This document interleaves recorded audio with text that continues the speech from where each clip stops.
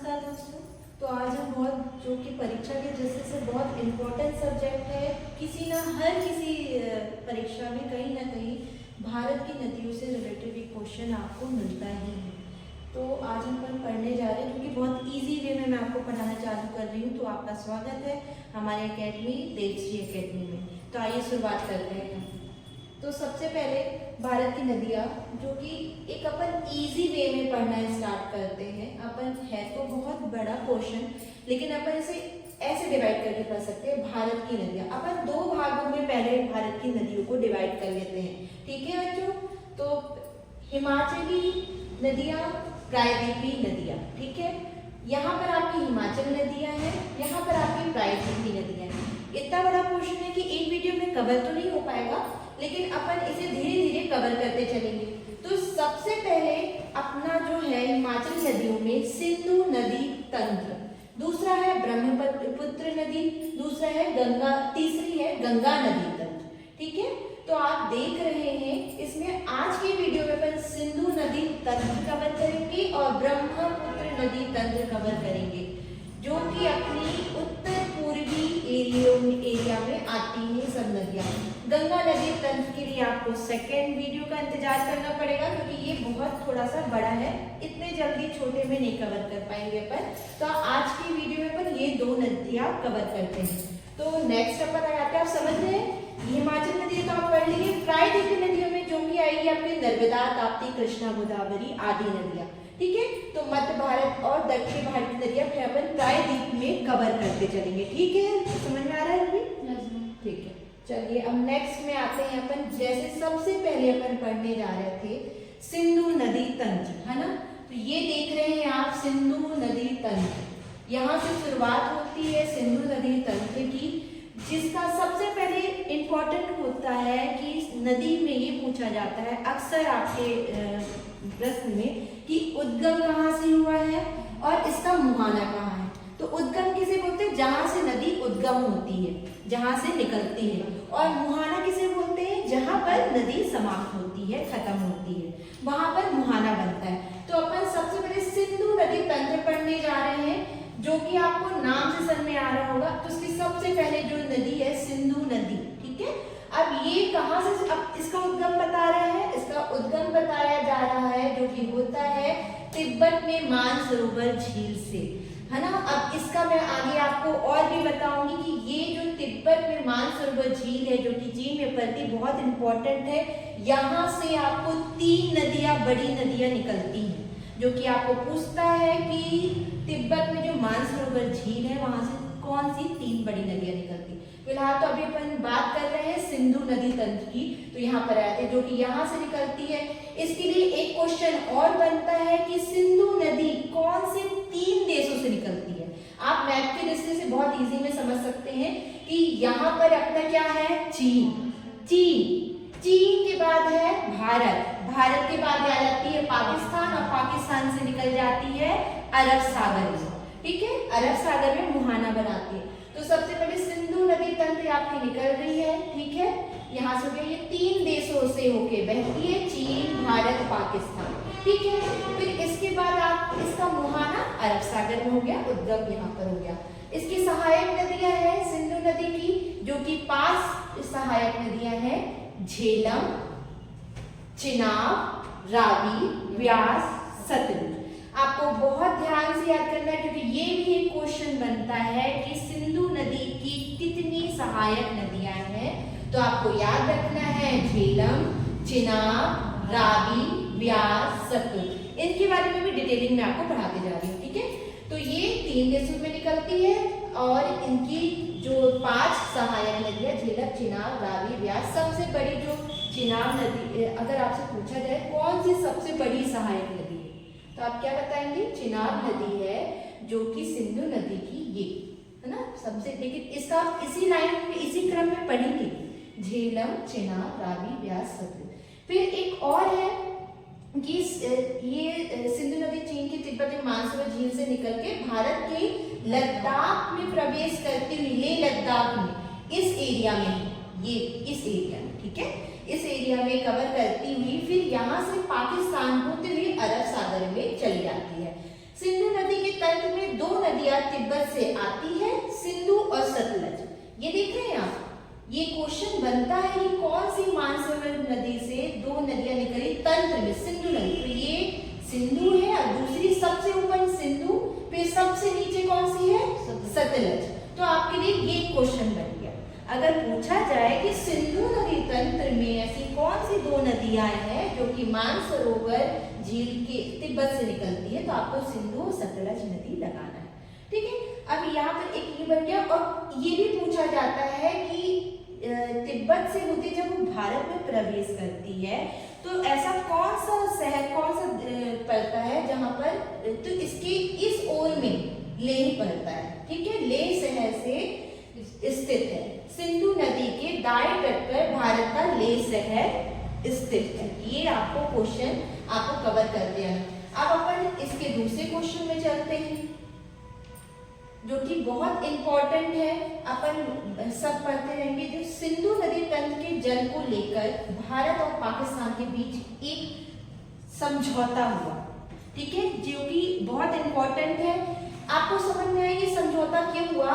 उस टाइम पर ऐसा हुआ था कि पाकिस्तान को ये जो नदियां थी इनके लिए लग रहा था कि कहीं भारत, ये इंपॉर्टेंट जो बहुत जल है नदियां जो हमारे यहाँ आने से रोक न दे।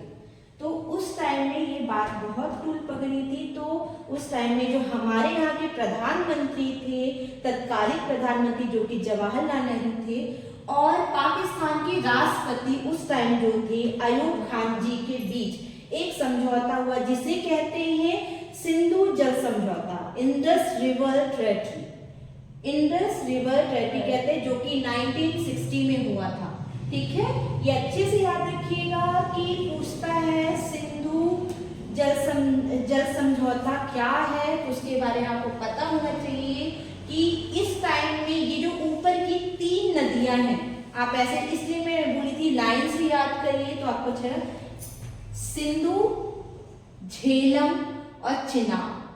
उस टाइम ऐसा समझौता हुआ कि ये तीन नदियों का इस्तेमाल, जो यूज है वो पाकिस्तान करेगा, जो नीचे की नदियां हैं रावी, ब्यास और सतलुज, उसका इस्तेमाल भारत करेगा। मतलब ये जो तीन नदियां हैं ये होके गुजर रही है भारत से। ऐसा नहीं है कि भारत इसमें विद्युत वगैरह नहीं बना सकता है, यूज कर सकता है, लेकिन इन नदियों को पानी भारत रोक नहीं सकता है।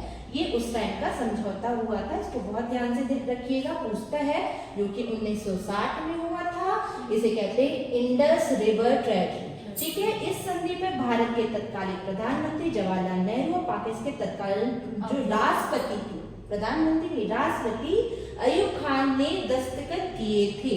ठीक है, समझ में आ गया। जो कि तीन नदी, ऊपर की तीन नदियां सिंधु, झेलम, चिनाब पाकिस्तान के लिए थी, और भारत यूज करेगा रावी, ब्यास, सतलुज, जो कि रावी, ब्यास, सतलुज है। ठीक है, समझ में आया आपको। अब अपन नेक्स्ट चलते हैं। नेक्स्ट जो कि बहुत इंपॉर्टेंट आपका बनता चला जा रहा है नदियों का। अब देखिए, ये अपन सिंधु का पढ़ रहे हैं, अब यहाँ पर पढ़ रहे हैं चिनाब। अपन सहायक नदियों में आ जाते हैं। ठीक है, सिंधु नदी की जितनी सहायक नदियां हैं, तो आपका एक क्वेश्चन ये भी बनता है कि सिंधु जल तंत्र में, नदियों के तंत्र में सबसे जो बड़ी सहायक नदी है वो कौन सी है? तो सबसे बड़ी जो सिंधु जल तंत्र में है चिनाब। चिनाब सबसे बड़ी नदी है। ठीक है, अब देखिए, ये आप ध्यान से देख रहे हैं, ये सब नदियां जो कि जाके मिल रही है चिनाब में, इसीलिए ये सबसे बड़ी भी है। और इसे आप एक समझने की दृष्टि से देख लीजिए कि ये इन सब नदियों की बड़ी बहन है। बड़ी बहन का हाथ पकड़ के आगे बढ़ जाते हैं ना, तो झेलम, रावी, ब्यास और सतलुज सब जाके मिल जाती है चिनाब में, और चिनाब मिल जाती है सिंधु नदी में। सिंधु नदी आगे बढ़ के अरब सागर में चली जाती है। इससे आप समझ सकते हैं। अब चिनाब का पूछा जाता है कि उद्गम स्थल कहाँ पर है। ठीक है, तो चिनाब कहाँ से, बहुत इंपॉर्टेंट है। ये दर्रे वाले इस पोर्शन में अपन पढ़े थे और आगे भी पढ़ते रहेंगे। दर्रा भी पूछा जाता है, तो इसका उद्गम स्थल है बारालाचा दर्रा। पूछा जाता है कि चिनाब नदी का उद्गम स्थल क्या है, तो आप उसको बताएंगे बारालाचा दर्रा, जो कि हिमाचल प्रदेश में पड़ता है। अब इसका मुहाना, मुहाना आप समझ रहे हैं, मुहाना का मैं आपको बताई थी मुहाना क्या होता है, जहाँ पर नदी का समाप्त होता है वहां से आगे मुहाना बढ़ जाता है। तो इसकी मुहाना है सिंधु नदी में, वही बोली ना, देखो चिनाब यहाँ से निकल रही है और जाके सिंधु नदी में मिलती है, जो कि सिंधु नदी मुहाना कहला रही है, ठीक है, आगे बढ़ जाएगी। हिमाचल प्रदेश में चिनाब नदी को चंद्रभागा नदी के नाम से भी जाना जाता है। कहाँ पर? हिमाचल प्रदेश में। क्यों क्यों चंद्रभागा, ये क्वेश्चन बनता है, चंद्रभागा नदी क्या है? तो देखो चंद्र और भागा, एक हिमाचल प्रदेश में ये दो नदियां हैं, जो कि ये दो नदी आके एक स्थान पे जहां पर मिलती है वहीं पर चंद्रभागा कहा जाता है इसे, और यही चिनाब का नाम है। एक क्वेश्चन बनता है आगे चल के कि चिनाब नदी को एक और किस नाम से जाना जाता है? तो चंद्रभागा, या चंद्रभागा को क्या कहते हैं? तो चिनाब नदी आप ये कह सकते हैं, ठीक है, जो कि जाना जाता है, जो कि सिंधु नदी की सबसे बड़ी सहायक नदी है। सबसे पहले अपन ने चिनाब के लिए पढ़ लिया, अब अपन आगे बढ़ते हैं। अब ये जो मैंने आपकी इसकी जितनी नदियां सहायक नदियां हैं उसके लिए मैं आपकी डिटेलिंग कर दी हूँ। तो जैसे इसमें सबसे नदियां, उद्गम और मुहाना इसमें लिखे, ठीक है। ये देखिए एक क्वेश्चन बनता है, अगर अपन चिनाब के बारे में पढ़ लिए, अब अपन का सबसे ऊपर में झेलम। झेलम का उद्गम कहाँ से है?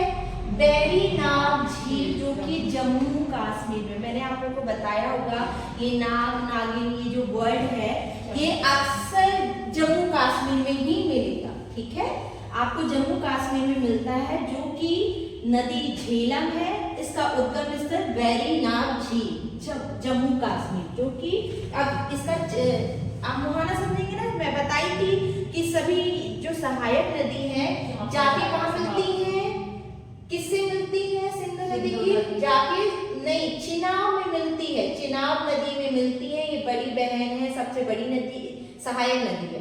तो देखो झेलम भी आके इसमें चिनाब में मिल रही है, रावी भी मिल रही है, व्यास भी मिल रही है, सतलुज, व्यास तो आपको यही सतलुज में ही मिल रही है, ये सब नदी इससे मिलती है, ये जाके सिंधु से मिलती है, ठीक है। तो इसका भी चिनाब मुहाना होगा जहां पर इस नदी का अंत हो रहा है, ठीक है।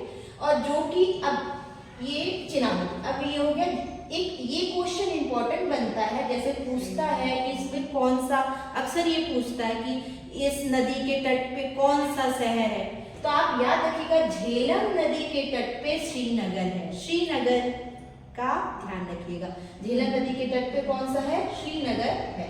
अब अपन दूसरी नदी में आ जाते हैं, अपन चिनाब पढ़ लिए, झेलम पढ़ लिए, अब बच रहा है आपका रावी, ठीक है, रावी। अब रावी का उद्गम कहाँ है? रोहतांग दर्रा, जो कि हिमाचल प्रदेश में ही है, इसका भी आपका जैसे मैंने पढ़ा दिया, मुहाना क्या होगा? चिनाब।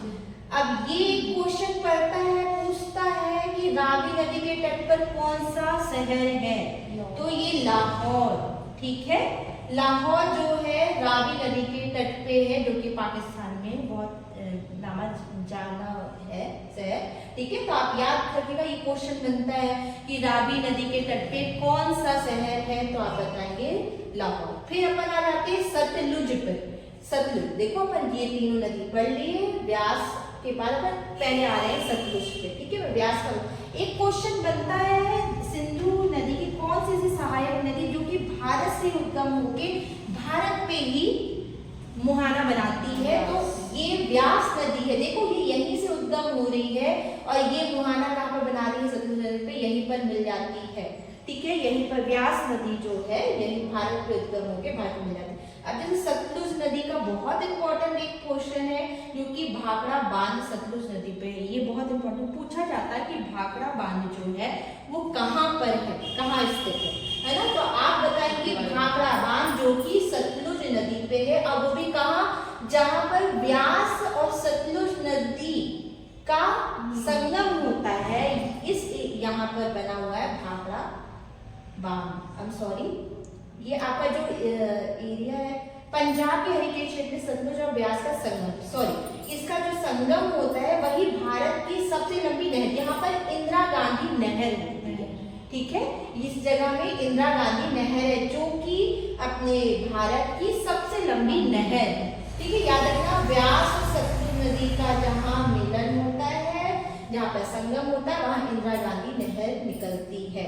और व्यास का अपन ने पढ़ लिया, रोहतांग दर्रा हिमाचल प्रदेश, और इसका सतलुज मैंने मुहाना बता दिया था, ये हो गया मुहाना।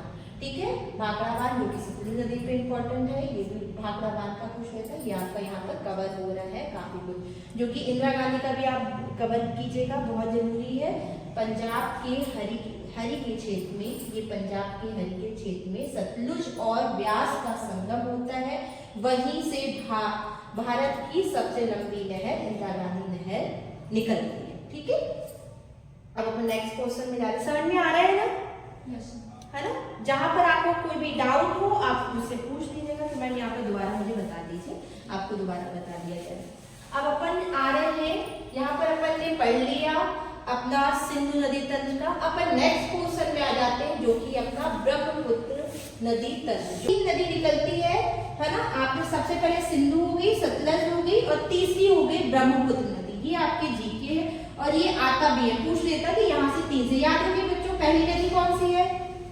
सिंधु नदी। सिंधु, दूसरी है सतलज जो कि सासा है, और तीसरी है आपकी ब्रह्मपुत्र नदी। इस झील से तीन नदियां पर निकलती। अब हम ब्रह्मपुत्र नदी के बारे में पढ़ रहे, देखिए ये यहाँ से निकल रही है, इसके लिए क्वेश्चन बनती भारत की सबसे, ये ब्रह्मपुत्र नदी सबसे चौड़ी नदी में भी आती है। ठीक है, सबसे चौड़ी नदी कहलाती है ब्रह्मपुत्र नदी। ठीक है, अब ये यहाँ से निकलती हुई चीन में निकलती हुई ये अपन के यहाँ से प्रवेश करती है, जो कि ये अरुणाचल प्रदेश का एरिया है। मैंने आपको ये बताया है, यहाँ पर एक पर्वत श्रेणी जिसे बोलते हैं नामचा पर्वत श्रेणी। ठीक है, यहाँ से ये टकराती हुई एक यू टर्न लेती, जो कि अपने भारत में प्रवेश करती है असम से होती हुई। ये तीसरा देखो, पहला देश चीन, दूसरा अपना भारत, फिर तीसरा ये बांग्लादेश, यहाँ से होगी बंगाल की खाड़ी में निकल जाती है। ठीक है, अब इसके लिए बहुत इंपॉर्टेंट है, ब्रह्मपुत्र की जो टोटल लंबाई है वो है 2900 किलोमीटर, लेकिन भारत में कितने किलोमीटर है? सिर्फ 916 किलोमीटर है। ठीक है, भारत में 916 किलोमीटर है। तीन देशों में ब्रह्मपुत्र नदी जाती है, चीन, भारत और बांग्लादेश। अब ये वाला कौन सा है पर्वत? नामचा पर्वत। ठीक है, इससे अब एक ये भी आप देख रहे हैं, मैंने ये तो बता दिया, ब्रह्मपुत्र भारत की सबसे चौड़ी नदी है।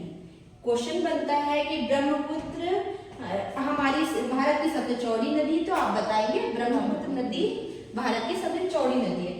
अब देखिए, अब इसका समझ में आ रहा है ना आपको? उद्गम क्या है बताइए? मानसरोवर जी, तिब्बत। इसका आप मुहाना क्या बताएंगे? बंगाल की खाड़ी। ठीक है, अब एक चीज, अब देखिए तिब्बत को कहाँ क्या क्या बोलते हैं, मतलब अलग अलग शहर है तो उसके नाम भी अलग अलग हो गए हैं।